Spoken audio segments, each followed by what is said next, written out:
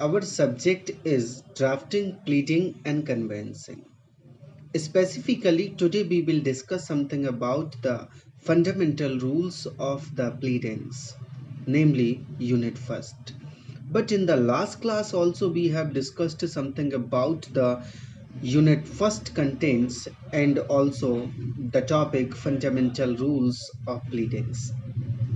My difference last class में भी हमने डिस्कस किया था unit first drafting pleading convincing के बारे में कि ड्राफ्टिंग क्या होती है, प्लीडिंग क्या होती है, कन्वेंसिंग क्या होती है और प्लस इसके कुछ बेसिक्स रूल्स के बारे में भी हमने डिस्कस किया था। सो माय डियर फ्रेंड्स, आज हम स्पेसिफिकली ये डिस्कस करने जा रहे हैं माय डिफरेंस की रिटर्न स्टेटमेंट क्या होता है एंड एफिडेविट क्या होता है। बट लास्ट क्लास में हमने कुछ बेसिक चीज़ों को डिस्कस किया था माय डिफरेंस की प्लीडिंग का मतलब क्या होता है, लिटरल मीनिंग क्या होता है और ऐसे कौन कौन से फंडामेंटल रूल्स हैं, प्रिंसिपल्स हैं जिनको while drafting pleading and convincing must be paid proper attention, जिनका ध्यान रखा जाना चाहिए। और प्लस माय डियर फ्रेंड्स, हमने ये डिस्कस किया था कि प्लेंट क्या होता है, प्लेंट के कंटेंट्स क्या होते हैं, प्लेंट में कौन कौन सी चीजें कवर होती हैं, प्लेंट कब कोर्ट के द्वारा अंडर विच सर्कमस्टांसेस, किन परिस्थितियों में प्लेंट को रिटर्न कर दिया जाता है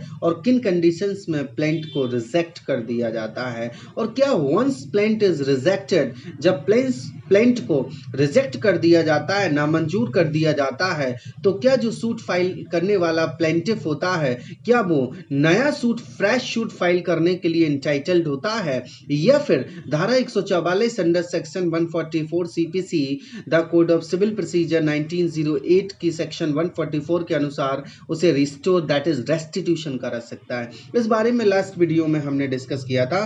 तो प्लेंटिफ जो है रिजेक्टेड प्लेंट को, रिजेक्टेड जो प्लेंट है उसका वो अपने आप में फ्रेश सूट भी फाइल कर सकता है आफ्टर रिजेक्शन, उसके पास ऑप्शन है, प्रिक्लूडेड नहीं होगा सूट फाइल करने से। नंबर दूसरी बात, उसे चाहे तो सेक्शन 144 सीपीसी से रेस्टिट्यूट मतलब उसको रिस्टैब्लिश भी कर सकता है।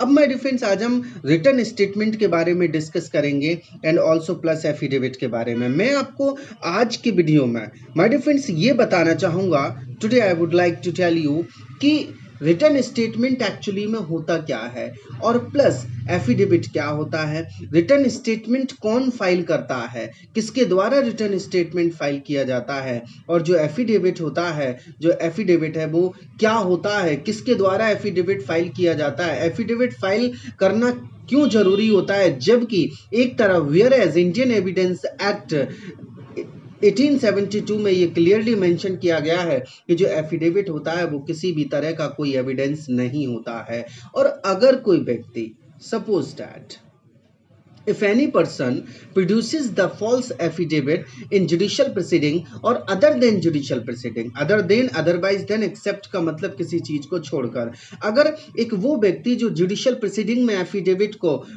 फॉल्स प्रोड्यूस करता है, प्रोड्यूस मीन पेश करना, प्रेजेंट मीन पेश करना, और या फिर माय डियर फ्रेंड्स वो किसी जुडिशियल प्रोसीडिंग को छोड़कर किसी अदर प्रोसीडिंग में फॉल्स एफिडेविट प्रोड्यूस करता है, तो क्या कोई ऑफेंस कॉन्स्टिट्यूट होता है, या कॉन्स्टिट्यूट या मेकआउट वर्ड यूज करते हैं लीगल सेंस में, क्या किसी अपराध का गठन होता है, यदि अपराध का गठन होता है देन अंडर विच सेक्शन, किस सेक्शन से, अंडर विच लॉ, कौन से लॉ से, और जो व्यक्ति एफिडेविट देता है वो उसे हम क्या कहते हैं। एफिडेविट के बारे में क्या सीपीसी में कुछ प्रोविजंस हैं और क्या आईपीसी में कोई सेक्शन है जो फॉल्स एविडेंस प्रोडक्शन पर अप्लाई होता है। इस सभी क्वेश्चंस के आंसर मैं आज के वीडियो में, आज की क्लास में आपको प्रोवाइड करना चाहूँगा।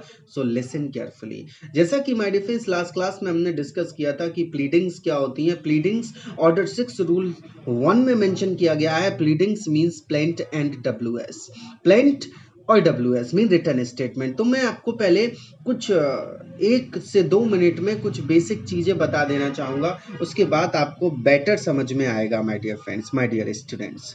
सो माय डियर फ्रेंड्स, सिविल में जब हम केस फाइल करते हैं तो उसे हम सूट कहते हैं, और सूट फाइल करने को हम स्यूड भी कह सकते हैं। और जो व्यक्ति सूट फाइल करता है, सूट फाइल करने वाले पर्सन को हम प्लेंटिफ कहते हैं, और जिसके अगेंस्ट में वो सूट फाइल किया जाता है माय डियर फ्रेंड्स, उसे हम अपने आप में डिफेंडेंट कहते हैं।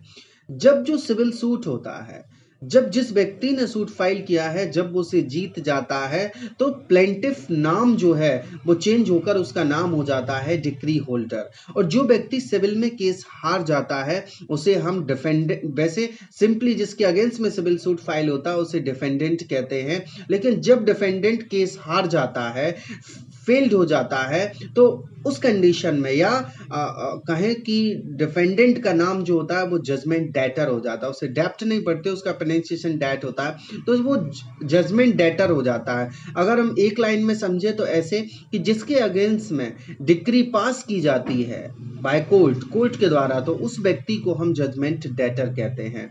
अब जो सूट होता है, सूट में जो क्लेम करने वाला व्यक्ति जिसे हम प्लेंटिफ कहते हैं वो होता है जो वो क्लेम्स करता है। क्लेम क्या होता है? क्लेम्स का मतलब एक ऐसा फैक्ट जिसमें बोथ पार्टीज में डिस्प्यूट है। जैसे सपोज डेट एक घर है, ए जो प्लेंटिफ है वो कहता है कि ये मेरा घर है, बी कहता है कि ये मेरा घर है। Mean now disputed fact is that कि ओनरशिप किसकी है। तो जो डिस्प्यूटेड फैक्ट है उसे आप क्लेम समझ सकते हो। दूसरी बात, उसी को ही हम कॉज ऑफ एक्शन कहते हैं, क्योंकि क्रिमिनल की शुरुआत जो होती है वो ऑफेंस से होती है, और ऑफेंस मीन अपराध जो कि स्टेट के अगेंस्ट में होता है। और सिविल की जो शुरुआत होती है माय डियर फ्रेंड्स वो कहाँ से होती है? कॉज ऑफ एक्शन से होती है। अब प्रश्न ये है कि कॉज ऑफ एक्शन क्या होती है? लास्ट क्लास में ब्रीफली बताया था, वंस अगेन मैं आपको क्लैरिफाई करना चाहूंगा कि cause of action mean one of contention, mean Apple of Discord, cause of quarrel, जो लड़ाई झगड़े की मेन जड़ है, उस लड़ाई झगड़े की मेन जड़ को, रूट को हम कॉज ऑफ एक्शन कहते हैं। अब बात यह है, मैंने टर्म यूज किया था फैक्ट। फैक्ट क्या है? फैक्ट के लिए हमें एविडेंस में जाना पड़ेगा, और मैं आपको हिंदी और इंग्लिश दोनों लेकर चलना चाहूंगा। वो इसलिए क्योंकि अगर हम जज बनना चाहते हैं, अगर हम जुडिशियल मजिस्ट्रेट का एग्जाम देना चाहते हैं, तो आपने एलएलबी चाहे हिंदी मीडियम से की हो या इंग्लिश मीडियम से, whether you have pursued your LLB in Hindi medium और English medium, it's absolutely irrespective and irrelevant. ये मायने नहीं रखता कि आप हिंदी मीडियम से पढ़े हो या इंग्लिश मीडियम से। अब मेन एग्जाम जो होता है जुडिशियल एग्जाम का, उसमें आपको हिंदी टू इंग्लिश ट्रांसलेशन और इंग्लिश टू हिंदी करना ही पड़ता है। अगर आप दोनों में से कोई भी एक क्वेश्चन छोड़ते हैं तो आपके 20-25% चांसेस कम हो जाते हैं अप्रॉक्स। अगर हिंदी टू इंग्लिश और इंग्लिश टू हिंदी दोनों क्वेश्चन छोड़ते हैं तो 40 से 50% चांसेस जो हैं वो जज बनने के कम हो जाते हैं। अब मैं डिफेंस, इसलिए जब भी आप लॉ के किसी सब्जेक्ट की स्टडी करें तो मेरी ये ओपिनियन है, ये सजेशन है, एडवाइस है कि आप डिग्लॉट का डायरेक्ट पढ़ें, हिंदी और इंग्लिश का, जिसमें हिंदी और इंग्लिश दोनों दी रहती हैं। अब हम डिफरेंस आगे बात करते हैं। मैं आपसे बात कर रहा था कॉज ऑफ एक्शन, जिसे हिंदी में हम बात हेतु कहते हैं, जो cause of quarrel one of contention है। अब जो वन ऑफ कंटेंशन है, जो डिस्प्यूटेड फैक्ट, मैंने एक टर्म यूज किया था फैक्ट। फैक्ट क्या है? ये भारतीय साक्ष्य अधिनियम 1872 में मेंशन किया गया है, इंडियन एविडेंस एक्ट 1872 में, कि फैक्ट क्या है? हमारी इंद्रियां, अवर सेंसेस, जो कुछ भी सेंस करती हैं, फील करती हैं, परसीव्ड करती हैं, each and everything is a fact in according to the words and language of Indian evidence act. अब फैक्ट के बाद दो टर्म और यूज किए जाते हैं, बस 1 मिनट और लूंगा मैं आपका। वो है relevant fact and fact in issue. Relevant fact को हिंदी में सुसंगत तथ्य कहते हैं। रेलेवेंट फैक्ट क्या है? रेलेवेंट फैक्ट जो एक बात दूसरे बात से जुड़ी हुई है, one thing is connected to another thing, जो कनेक्टेड थिंग्स हैं उन्हीं को हम अपने आप में रेलेवेंट फैक्ट कहते हैं।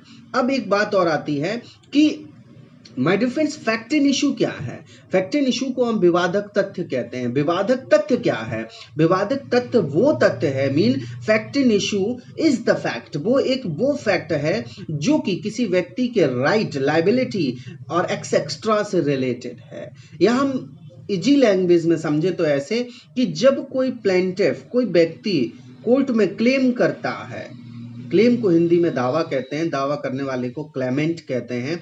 जब कोई दावा करता है तो एक्चुअली में जो दावा होता है वही कॉज ऑफ एक्शन होता है, और जो सूट है, जो सिविल केस है, उसकी जो बैकबोन है, जो फाउंडेशन है, वही अपने आप में फैक्ट इन इशू होता है। जैसे मैंने आपके सामने एक एग्जांपल प्रोड्यूस किया था, एक एग्जांपल मैंने आपको इनिशियल अभी बताया था कि ए कहता है कि मैं इस घर का ऑनर हूं, बी कहता है कि मैं इस घर का ऑनर हूं। अब disputed fact, cause of action ये है कि ये जो disputed property mean disputed house है वो ए का है या बी का है, ये कोर्ट को डिसीजन देना है। तो ये जो घर है ये फैक्ट इन इशू है, ये अपने आप में कॉज ऑफ एक्शन है, यही फैक्ट इन इशू है। अब रेलेवेंट फैक्ट को हम एक बस कुछ ही सेकंड में बताना चाहूंगा। रेलेवेंट फैक्ट को हम माय डियर फ्रेंड्स एविडेंट्री या एविडेंस फैक्ट्स भी कहते हैं।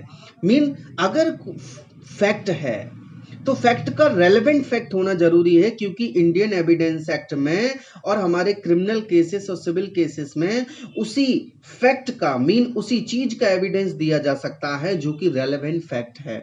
अगर कोई बात मीन कोई थिंग अगर रेलेवेंट फैक्ट नहीं है तो उसका एविडेंस दिया जाना अलाउड नहीं है as per Indian evidence act. इसलिए कहा जाता है all relevant fact are not admissible. Admissible mean acceptable, all सभी सुसंगत तथ्य, एडमिसिबल मीन इन हिंदी ग्राह्य नहीं है।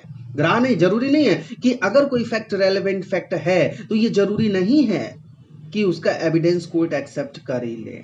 तो रेलेवेंट फैक्ट को हम क्या कहते हैं? साक्ष्यात्मक तथ्य, मीन ऐसे फैक्ट जिनका एविडेंस दिया जा सकता है। अगर कोई फैक्ट रेलेवेंट फैक्ट नहीं है तो उसका एविडेंस देना सिविल क्रिमिनल केसेस में अलाउड नहीं होता है as per Indian evidence act. अब my dear friends, now come to the point. अब हम अपने टॉपिक की बात करते हैं। मैं इनडायरेक्टली आपके टॉपिक को घुमा नहीं रहा हूं, मैं आपको इसे और मोर क्लैरिफिकेशन के लिए, आपके नॉलेज एनहांसमेंट के लिए बता रहा हूं। बिकॉज माय डियर फ्रेंड, जो आप डिग्री कर रहे हैं LLB, ये क्या है? Degree is the means, degree is the medium for the development of human mind in a particular area और डायरेक्शन। कि पर्टिकुलर डायरेक्शन में, पर्टिकुलर एरिया में एक माइंड को एक स्पेसिफिक, एक स्पेशल लिमिट तक डेवलप करने का एक मीन्स है, एक माध्यम है। So my dear friend, I want to develop your mind. मैं आपके माइंड को डेवलप करना चाहता हूँ। रटिए मत। अगर ड्राफ्टिंग प्लीडिंग एक प्रैक्टिकल सब्जेक्ट है और लॉ का इम्प्लीमेंटेशन है, अगर आप इसे रटेंगे तो कितने ड्राफ्ट रटेंगे फ्यूचर में? अगर हम बहुत बेटर जज बनना चाहते हैं या बहुत अच्छा लॉयर बनना चाहते हैं, टीचर बनना चाहते हैं, व्हाट्सएवर इन फ्यूचर, तो लॉ का नॉलेज बहुत अच्छा होना चाहिए। डायरेक्ट स्टडी और डायरेक्ट लैंग्वेज हमें आनी चाहिए, जो कि लीगल और लॉ की फाउंडेशन है। अब बात करते हैं my dear friends written statement. Now we come to the point. Written statement क्या है? What is written statement? Written statement actual condition में एक डॉक्यूमेंट है, एक पीस ऑफ पेपर, एक डॉक्यूमेंट है। बट रिटर्न स्टेटमेंट की एप्लीकेबिलिटी कब बनती है? रिटर्न स्टेटमेंट कौन फाइल करता है? ये क्वेश्चन मैंने रेज किया था स्टार्टिंग में। Return statement is filed by the defendant. Who is defendant? Defendant is the person जिसके अगेंस्ट में सूट फाइल किया गया है, सिविल केस फाइल किया गया, उसे हम डिफेंडेंट कहते हैं। अब क्वेश्चन ये है माय डियर फ्रेंड्स कि रिटन स्टेटमेंट एक डॉक्यूमेंट है जो कि ऑर्डर 8 में मेंशन किया गया है। अब रिटन स्टेटमेंट कब पेश किया जाता है, उसको जानने से पहले मैं एक चीज क्लैरिफाई करना चाहूंगा, वो टर्म है प्लीडिंग। प्लीड, क्योंकि हम पढ़ रहे हैं unit first, drafting pleading and convincing fundamental rules of pleadings. Pleadings क्या हैं? प्लीडिंग्स पार्टीज के स्टेटमेंट्स हैं। प्लीडिंग रूल 1 ऑर्डर 6 में मेंशन किया गया। प्लीडिंग की हिंदी होती है अभिवचन, और जो कि मैं नेक्स्ट क्लास, कमिंग क्लासेस में आपको पढ़ाऊंगा। प्लीडिंग मीन अभिवचन, और प्लीडिंग का जो अर्थ है rule 1 order 6 schedule first of CPC के अनुसार वो है plaint and WS। Pleading term में अगर कोई भी क्वेश्चन ADPO में, असिस्टेंट डिस्ट्रिक्ट प्रोसिक्यूशन ऑफिसर, जैसे हरियाणा दिल्ली साइड में हम ADA कहते हैं, असिस्टेंट डिस्ट्रिक्ट अटर्नी, और या फिर जुडिशियल एग्जाम मीन सिविल जज के एग्जाम में आता है, या ADJ के एग्जाम में आता है कि आप प्लीडिंग से क्या समझते हो, what do you understand by pleading, pleading में क्या इंक्लूड है? तो माय डियर फ्रेंड्स, प्लीडिंग में plaint and WS he included होता है, तीसरी कोई चीज नहीं है, जो फंडामेंटल CPC रूल 1 ऑर्डर 6 है। अब हम बात करते हैं कि प्लीडिंग वो स्टेटमेंट्स हैं जो पार्टीज के द्वारा स्टेट किए जाते हैं। ड्राफ्टिंग प्लीडिंग एक प्रैक्टिकल सब्जेक्ट है, मीन लॉ का इम्प्लीमेंटेशन है। इम्प्लीमेंटेशन क्या है? Implementation is a procedure, is a process. Procedure का प्रोनाउंसिएशन प्रोसीजर नहीं होता, प्रोसेस नहीं होता, इसका प्रोनाउंसिएशन प्रोसेस, प्रोसीजर नहीं होता, प्रोसेस। इसी तरह ऐसे पढ़ेंगे the code of civil procedure नहीं, the code of civil procedure, the code of criminal procedure नहीं, the code of criminal procedure. IPC को इंडियन पेनल कोड नहीं, इंडियन पिनल कोड। थोड़े प्रोनाउंसिएशन अपने ठीक करते जाइए। अब हम बात करते हैं प्लीडिंग्स की। तो माय डियर फ्रेंड, जब लॉ में क्लेम किया जाता है तो ओरल नहीं कर सकते, उसके लिए रिटन में होना चाहिए, जिससे जज को भी डिसीजन देने में कन्वीनियंस मीन सहूलियत होती है, और जो न्याय पाने वाला है, जो जस्टिस को गेट करने के लिए गया है कोर्ट में, उसे भी हेल्प मिलती है। तो इसलिए ये रिटन में होना चाहिए। जो कुछ प्लेंटिफ क्लेम कर रहा है उसे राइटिंग में लिख देने को हम अपने आप में प्लीडिंग्स कह सकते हैं। एक तरफ से प्ली का अर्थ होता है बोलना, अविवाक। प्लीडिंग का मतलब बोलना, और जो बोलने वाला होता है उसे हम प्लीडर कहते हैं। अब सीपीसी जो हमारी है, उस सीपीसी का जो सेक्शन 2 है, 215 means subsection 15 of section 2 of CPC 1908 में ये मेंशन किया गया है कि प्लीडर क्या है। मैं आपको पहले इंग्लिश में बताता हूं। Pleader means any person entitled to appear and plead for another in court and includes an advocate, वकील and an attorney of a high court. Pleader क्या है?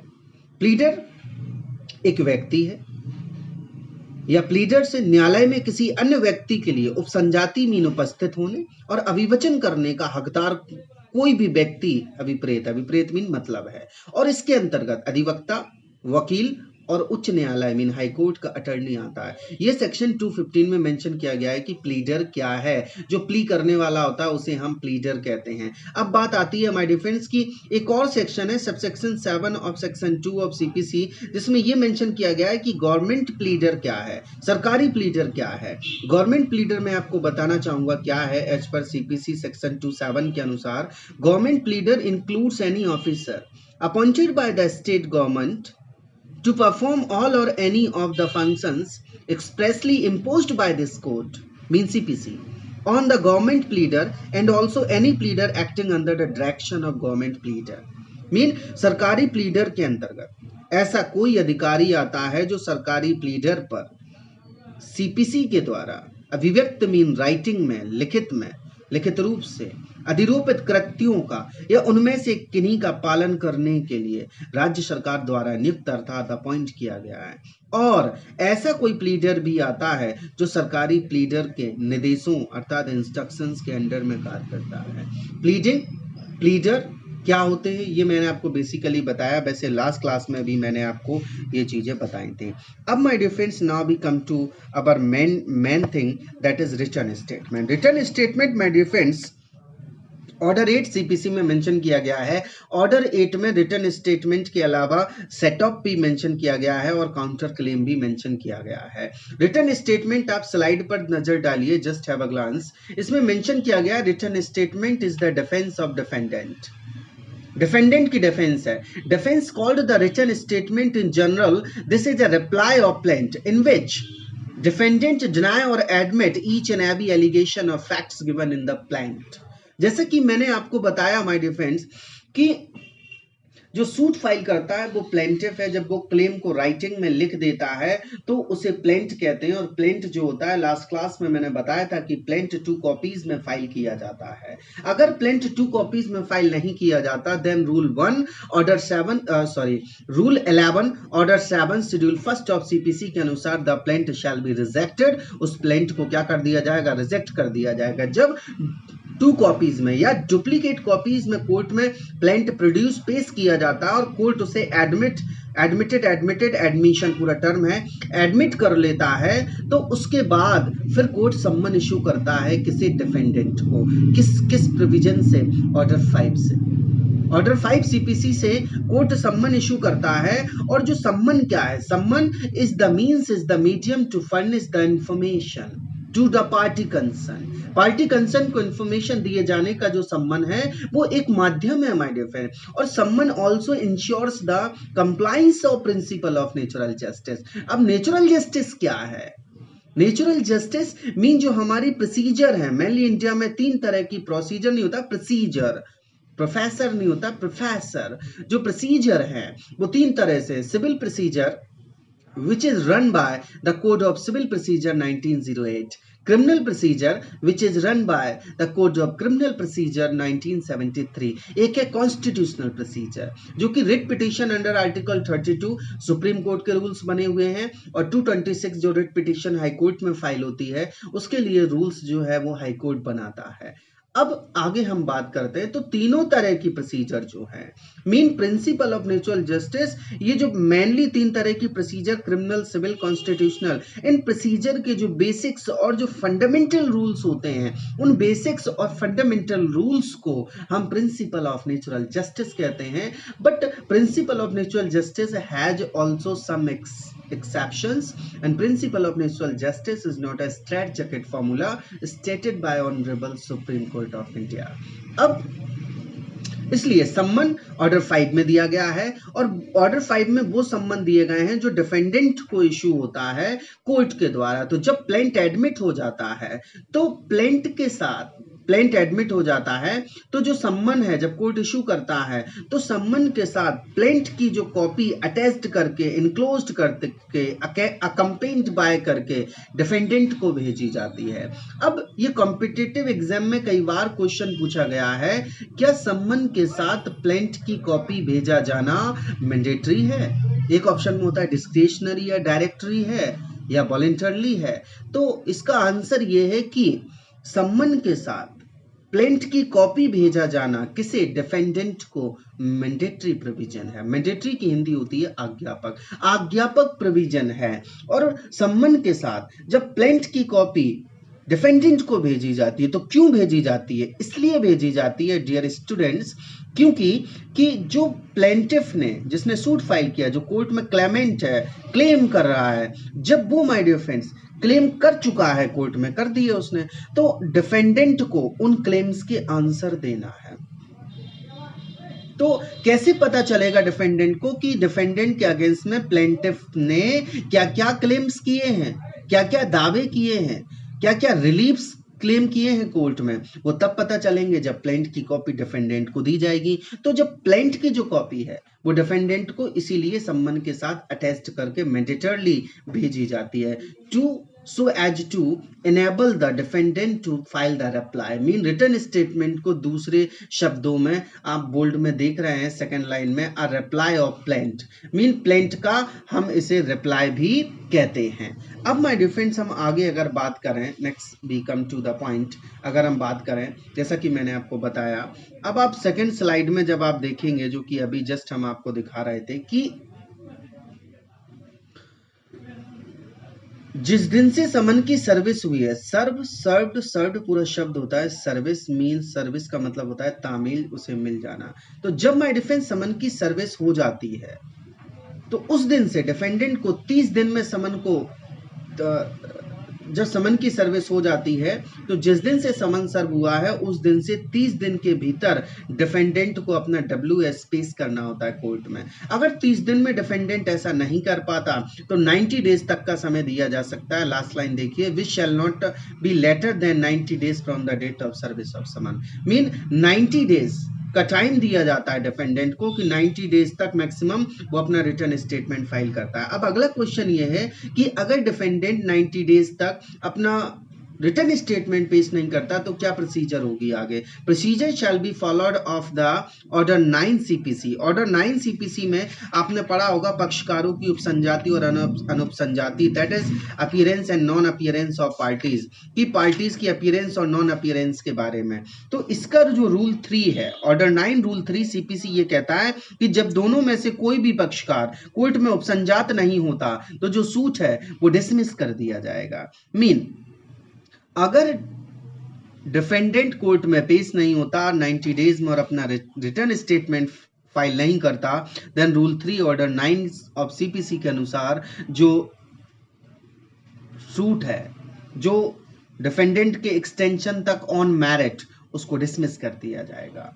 अब माय डियर फ्रेंड्स हम आगे बात करते हैं। ये मैंने आपको बताया रिटर्न स्टेटमेंट एक डॉक्यूमेंट है, 30 डेज मैक्सिमम 90 डेज में उसे रिप्लाई करना होता है। और रिटर्न स्टेटमेंट को हिंदी में हम जवाब दावा भी कहते हैं, और प्लेंट को हम दावा भी कह सकते हैं, क्लेम भी कह सकते हैं, रिप्लाई और प्लेंट भी हम WS को कह सकते हैं।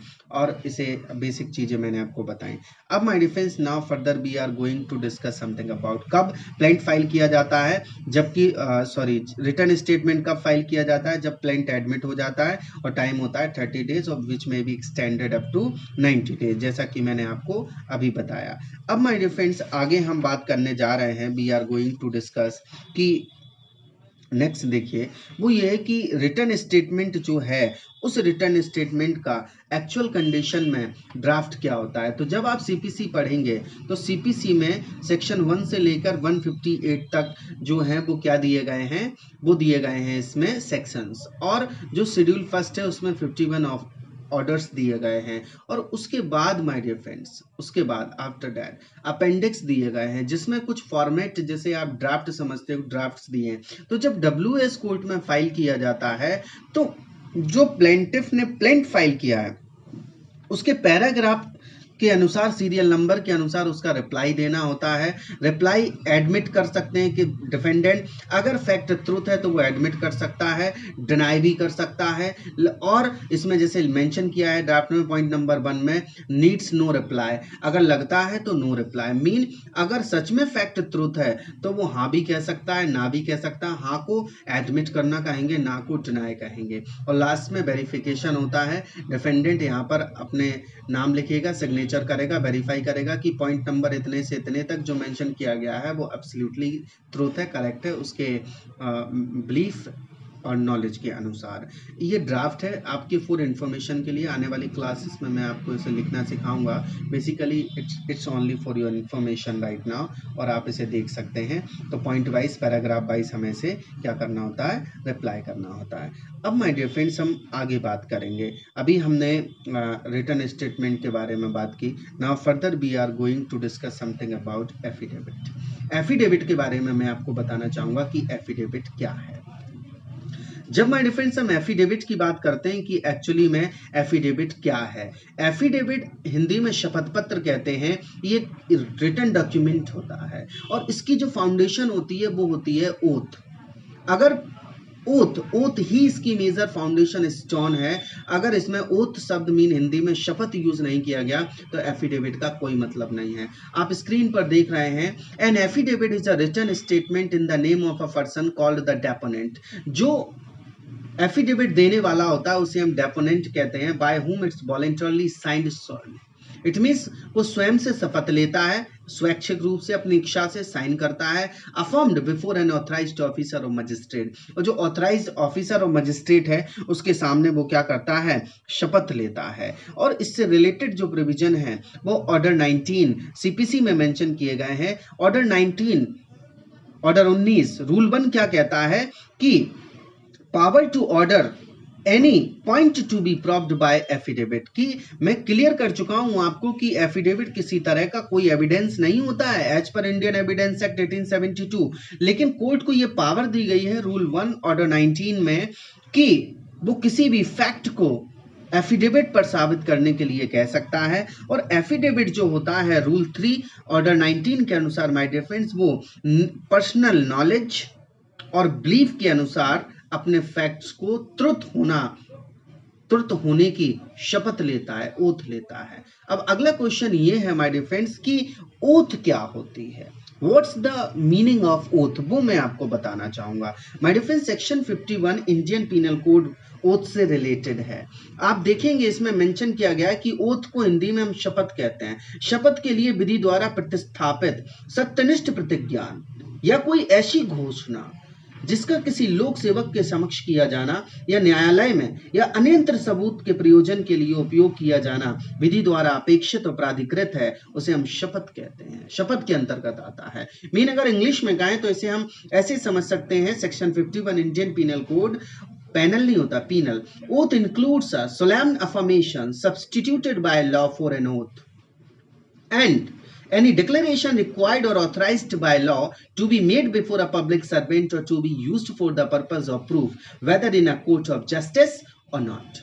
मीन जो शपथ है वो एक डिक्लेरेशन है, एक घोषणा है, एक सत्यनिष्ठ प्रतिज्ञान है, एक अफर्मेशन है, जो कि एक व्यक्ति जो एफिडेविट देने वाला है, जो शपथ लेने वाला है, उसे हम क्या कहते हैं? डेपोनेंट कहते हैं। और इसी कंटिन्यूएंस में ओथ जो है वो सेक्शन 8 में भी रेलेवेंट प्रोविजन है, सेक्शन 8 ऑफ ओथ एक्ट 1969, जिसमें ये मेंशन किया गया है, आप स्क्रीन पर देखिए, every person giving evidence on any subject before any court और पर्सन हियर बाय, मतलब इसके द्वारा, तद द्वारा, authorized to administer oath and affirmation shall be bound to state the truth on such subject. अगर माय डियर फ्रेंड्स कोई person सच बोलने के लिए बाध्य है तो वो सच बोलेगा, अगर सच नहीं बोलता तो वो भी अपने आप में एक ऑफेंस है, और जो पर्सन ट्रुथ बोलने के लिए बाउंड है उसे ट्रुथ बोलना चाहिए, और कोर्ट्स एंड अदर जो हमारा सिस्टम है लॉ एंड ऑर्डर उसकी हेल्प करना चाहिए। तो ये शपथ से रिलेटेड कुछ प्रोविजंस थे। अब मैं डिफरेंस हम बात करते हैं ओथ के कंटेक्स्ट में, वो मैं आपको बताना चाहूंगा कि ओथ दिलाने की पावर किसे किसे दी गई है। इससे रिलेटेड एक सेक्शन है, सेक्शन 3 ओथ एक्ट, जो अभी मैंने आपको बताया 1969, सेक्शन 3 में कोई भी ऑफिसर ऑथराइज्ड है, मजिस्ट्रेट है, एंड इंडियन नेवी एयरफोर्स के जो ऑथराइज्ड ऑफिसर्स हैं उनको भी ओथ दिलाने की पावर दी गई है। बट एफिडेविट के कंटेक्स्ट में अगर माय डियर फ्रेंड्स हम ओथ की बात करते हैं तो क्या हमारी जो सीपीसी है उसमें कोई प्रोविजन है ओथ से रिलेटेड, तो वो मैं आपको बताना चाहूंगा। So my dear friends, just we are going to discuss something about section 139 CPC, the code of civil procedure 1908। Section 139 139 में मेंशन किया गया है oath on affidavit by whom to be administered, mean शपथ पत्र के लिए शपथ किसके द्वारा दिलाई जाएगी। शपथ जो है वो क्लॉज ए सेक्शन 139 सीपीसी से कोई न्यायालय या मजिस्ट्रेट, कोर्ट और मजिस्ट्रेट को पावर दी गई है। जो एडवोकेट नोटरी होते हैं, आपने देखा होगा लिखे रहते हैं एडवोकेट नोटरीज, उन्हें नोटरी एक्ट 1952 से ऑथराइज्ड कर दिया जाता है। तो जो नोटरी एडवोकेट्स होते हैं उनको भी शपथ दिलाने की पावर दी गई है क्लॉज डबल ए सेक्शन 139 में। And clause B of section 139 ये कहता है एनी ऑफिसर और other person whom a high court may appoint in this behalf, ऐसा ऑफिसर जिसे हाई कोर्ट इस संबंध में अपॉइंट कर दे। और फिर क्लॉज सी ये कहता है any officer appointed by any other court which the state government has generally और specially empowered in this behalf. Empowered पूरा टर्म है, एम्पावरमेंट का मतलब होता है to furnish power, to give power, शक्ति देना, शक्ति देने को सशक्तिकरण कहते हैं, एम्पावरमेंट कहते हैं। इसलिए एनी कोर्ट, मजिस्ट्रेट, नोटरी और एनी ऑफिसर जिसे हाई कोर्ट ने अपॉइंट किया हो, और any officer bye any other court which the state government has generally और स्पेशली एम्पावर्ड, जिसे स्टेट गवर्नमेंट ने जनरली या स्पेशली एम्पावर्ड किया हो ओथ दिलाने के लिए। तो जो ओथ लेने वाला होता है, जो एफिडेविट देने वाला होता है, उसको डेपोनेंट कहते हैं। तो इन व्यक्तियों को सेक्शन 139 सीपीसी में शपथ दिलाने की पावर दी गई है। अब हम आगे बात करते हैं, जो मैंने आपके सामने एक क्वेश्चन रेज किया था माय डियर फ्रेंड्स, वो ये था क्या अगर कोई व्यक्ति फॉल्स एफिडेविट पेश करता है या ऑन ओथ कोई फॉल्स स्टेटमेंट देता है तो क्या वो कोई एक ऑफेंस है? तो इसका आंसर है yes. Section 191 Indian penal code में मेंशन किया गया है कि कोई भी व्यक्ति जो शपथ पर फॉल्स स्टेटमेंट देता है, तो अगर ऑन ओथ कोई व्यक्ति फॉल्स स्टेटमेंट देता है तो वो झूठी गवाही, गिविंग फॉल्स एविडेंस के इक्वल माना जाता है, which is punishable under section 193 Indian penal code 1860। Mean अगर कोई व्यक्ति फॉल्स एफिडेविट प्रोड्यूस करता है तो वो भी अपने आप में एक पनिशेबल ऑफेंस है। Section 193 shall be applicable of Indian penal code. अगर उसने एफिडेविट जुडिशियल प्रोसीडिंग में प्रोड्यूस किया है तो लास्ट लाइन देखिए इसकी फर्स्ट पैराग्राफ की, इसमें 7 साल तक की सजा होगी और फाइन भी मैंडेटरी है, and also mean fine impose किया जाएगा, ये मैंडेटरी है। अगर अदर प्रोसीजर में, अब लास्ट पैराग्राफ की सेकंड लाइन देखिए, इसमें लिखा हुआ है false evidence in any other case का मतलब अगर कोई प्रोसीडिंग जुडिशियल प्रोसीडिंग नहीं है, जुडिशियल प्रोसीडिंग को छोड़कर other than judicial proceeding other procedure है, उसमें अगर वो फॉल्स एविडेंस पेश करता है, फॉल्स एविडेंस फैब्रिकेट करता है या गिविंग फॉल्स एविडेंस या फॉल्स एफिडेविट पे प्रोड्यूस करता है तो 3 साल की सजा एंड फाइन भी मैंडेटरी है। तो ये माय डिफेंस एफिडेविट से रिलेटेड कुछ प्रोविजंस थे जो मैंने आपके सामने डिस्कस किए। अब माय डिफेंस नाउ एफिडेविट का ड्राफ्ट क्या होता है वो बेसिकली देखिए, यहाँ पर जो शपथ लेने वाला है उसका नाम लिखा जाता है, son of, wife of, daughter of, as the case में भी एड्रेस होता है, और प्लस इसमें एफिडेविट किस बारे में आप देना चाहते हैं, किस उसके कंटेंट्स क्या है वो कंटेंट्स आप मेंशन करेंगे। उसके बाद कुछ मैंडेटरी चीज़ें है, यहाँ हेडिंग डलेगी एफिडेविट, नाम लिखा जाएगा son of, daughter of, wife of, उसके बाद जो फैक्ट है ये फैक्ट जो है वो किस बारे में एफिडेविट देना चाहते हैं वो कंटेंट्स यहाँ लिखे जाएंगे। उसके बाद वेरिफिकेशन का ये मैंडेटरी क्लॉज होता है, इसमें ये डेट होती है, और प्लस पर्सनल नॉलेज और बिलीफ के अनुसार जो ऊपर फैक्ट हैं, जैसे आप इसमें 5 देख रहे हैं सीरियल नंबर 1 से 5 तक, ये ट्रू है फॉल्स नहीं है, इस बात की जो ओथ है, जो शपथ है, जो कि एफिडेविट की फाउंडेशन है, वो कौन लेता है, डेपोनेंट लेता है, और इसको नोटराइज्ड भी कराया जाता है, तब ये एफिडेविट होगा। अगर फॉल्स एफिडेविट दिया तो सेक्शन 193 इंडियन पिनल कोड की कार्रवाई होगी, which is an offence. So my defence, just we have discuss something about the return statement and affidavit. ये मैंने डिस्कस थ्योरेटिकली किया क्योंकि आपको रटना नहीं है, और प्लस आपको पहले थ्योरेटिकल नॉलेज समझना है, उसके बाद आपको सेल्फ से क्रिएटिव बनना है। रटकर 2 4 5 ड्राफ्ट एग्जाम में लिखने से, डिग्री को एक्वायर्ड करने से कुछ नहीं होगा। इन एक्चुअल सेंस में we have to develop our mind, हमें अपने माइंड को डेवलप करना है। तो मेरे विचार से मैं आपको पहले थ्योरेटिकल चीज़ें समझा देना चाहूँगा, जिससे कि आप जो कंटेंट्स हैं किसी डॉक्यूमेंट को जब हम ड्राफ्ट करते हैं, जैसे बेल एप्लीकेशन है, प्लेंट है, WS है, एफिडेविट है, एंड रिट पिटिशन है, एंड मॉर्टगेज डीड है, सेल डीड है, गिफ्ट डीड है, एंड वसीयत है, विल है, और इच्छा पत्र है, तो इन सभी चीज़ों को ड्राफ्ट करने के लिए कहाँ तक रटेंगे, बट कुछ कंटेंट्स हैं, लॉ की रिक्वायरमेंट्स हैं, वो उस ड्राफ्ट में, उस फॉर्मेट में होने ही चाहिए। वो चीज़ें मैं आपको अभी थ्योरेटिकल पढ़ाऊंगा, उसके बाद फिर आपको ऑन पेपर लिखना सिखाऊंगा प्रैक्टिकली कि हमें कैसे लिखना है, कैसे ड्राफ्ट को तैयार करना है। आपको रटना नहीं है, पहले समझना है। We have to develop the understanding and stamina mean the fundamental power to do something. किसी काम को करने की मूलभूत शक्ति को स्टेमिना, एनहांस और increase your stamina to study and to develop the curiosity. जिज्ञासा डेवलप कीजिए। थ्योरेटिकल हम पढ़ेंगे, फिर प्रैक्टिकल भी हम पढ़ेंगे। अगर कोई आपका क्वेश्चन है तो आप मुझे लिख सकते हैं, भेज सकते हैं। I will surely reply and help out to all of you. So my dear friends, right now be qualited in this class. इस क्लास को हम यहीं पर विराम करते हैं। We will see you again in next class. Next class में हम आपके साथ ज़रूर मिलेंगे और आपको आने वाली यूनिट फर्स्ट के कंटेंट्स और हमारा जो सब्जेक्ट है ड्राफ्टिंग, प्लीडिंग, कन्वेंसिंग, वो आपको पढ़ाना चाहूँगा। Thank you so much my dear friends.